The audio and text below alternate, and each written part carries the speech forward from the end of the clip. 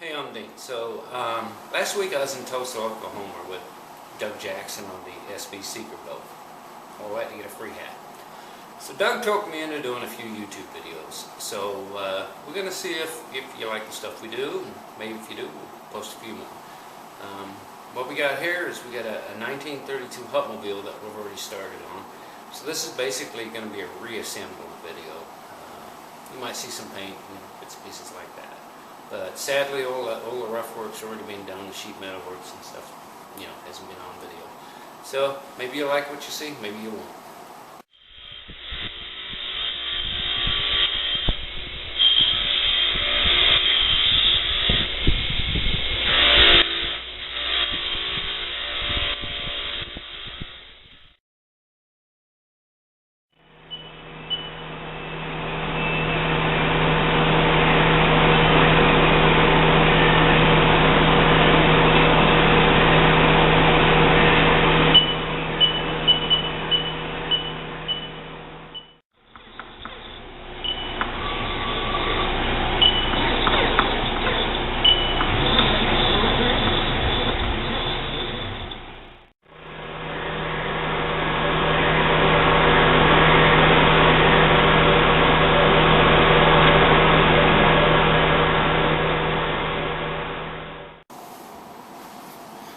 So the paint we're using on this stuff, it's a real great self-leveling paint. So you can actually get a really nice finish just by brushing it. Now, one other thing is everybody tells you got to have these real good paintbrushes, and you don't. You can get away with using these cheap disposable ones if you do one thing. What you got to do, just pull on the damn things and get the shitty loose bristles out first. That's all you got to do. No point in wasting a $5 paintbrush, because this shit ruins paintbrushes. So yesterday I went ahead and we painted the side that you're not going to see.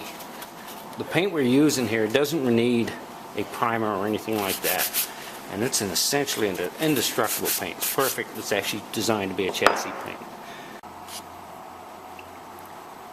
So I've already sandblasted and painted the frame. Nothing fancy about the sandblaster. It's just one of those generic $100 Harbor Freight sandblasters. The secret to anything like that is a good air compressor, and I've got probably one of the biggest air compressors in the county, so I don't have any problem cleaning shit up. So anyway, it's painted with Pour 15 chassis black, and what I'm doing right now is I'm just getting the springs and shit painted, and we'll try and get that shit assembled later today.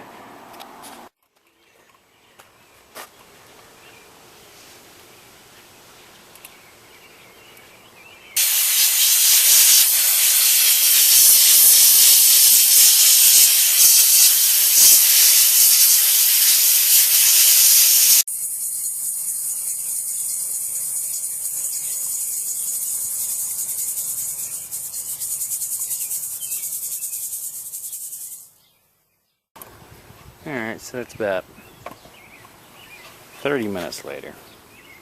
All that's done. Not bad for a cheap old Harbor Freight sandblaster. Nothing fancy.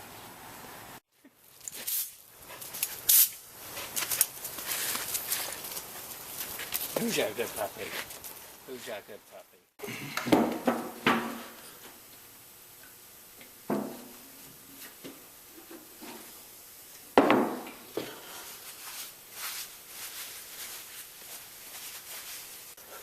So, like I said before, you can get away with brushing a lot of stuff if you're using this Pour 15 kind of paint.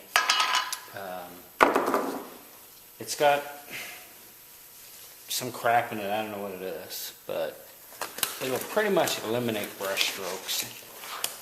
And so you can get away with brushing a lot of stuff that otherwise you'd want to spray. You wouldn't get away with this with some of the cheaper paints. This stuff's almost 40 bucks a quart. But it's a one coat kind of stuff and doesn't need a primer, and And the finish on it almost is like powder coat. So, like I said, pull on the bristles, get the loose bristles out. That's about the biggest thing. You can get away with using a cheap brush. And, you know, I washed it all down with lacquer thinner. And do it in 2 stages. Do one side and let it completely dry and then flip it over. There's no big mystery to it. I'm probably not going to use these U-bolts over again. The threads are fucked up on them. So I'm going to put a call on Napa tomorrow and see what's available. The biggest thing is going to be finding ones that have the same flat spot on the bottom, you know, with the same sizes and everything. I mean, if they're a little long, we got to cut them down, that's fine. But I'm going to paint them now anyway, but more than likely they're not going to get used in this. U-bolts are kind of a one-shot deal. Once they're pulled out, it's not a good idea to reuse them. So what we got here, this is the front spring hangers off the Hupmobile. And the rivets broke in these, so we could have just gone ahead and bolted them back on, but they wouldn't look right. So we got a little trick, simple, and it'll make it look like we've riveted it back on and it'll never come loose again. Alright, so this is all you need. They were like $2 a piece at Napa, and I think if I get it right you can read the number. And what they are is they're wheel studs. Real simple. They got a knurl on them, and they got a head that's almost close enough to be a rivet. Now if you got a lathe, you can just chuck them up in a lathe and work on them a bit with a sander or something like that, make them look like a rivet.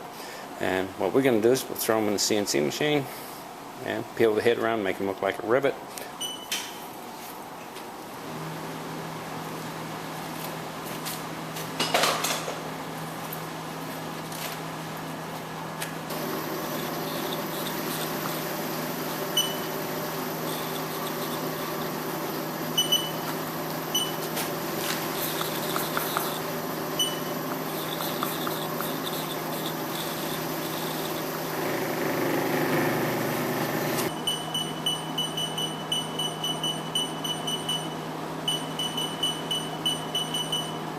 So all I did is I wrote a real quick program here, just taking these wheel studs, shoving them in a holder, locking them down, and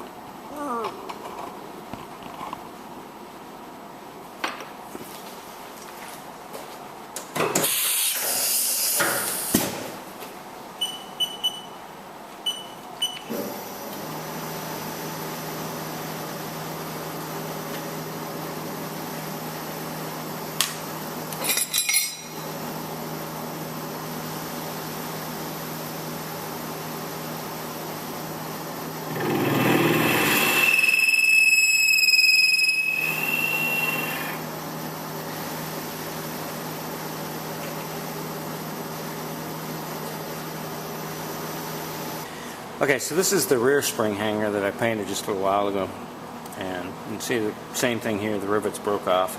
So all we had to do was open these up to the right size, and then we'll just press those in. They're going to look just like the real thing.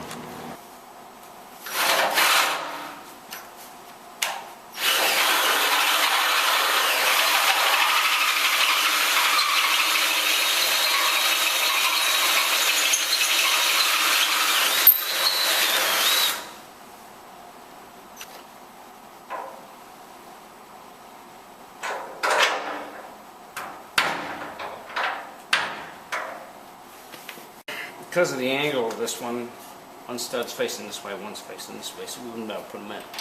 So these two front ones are going in after the fact. So what we'll do is draw them down. Actually, I'm going to take that one out first, get the first one. So we'll just pull them in by tightening them up, and then when we're done, we'll pop the nut back off and throw some red Loctite on there.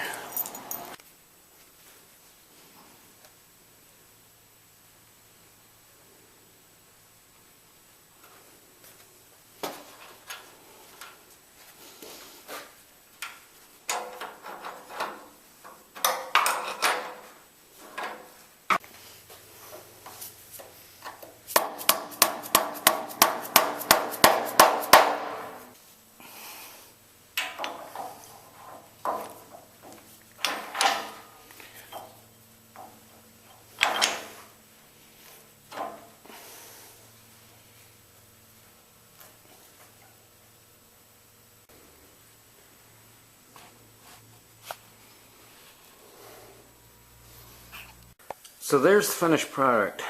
The ones on the right, those are the factory rivets. The ones on the left are the wheel studs made to look like rivets.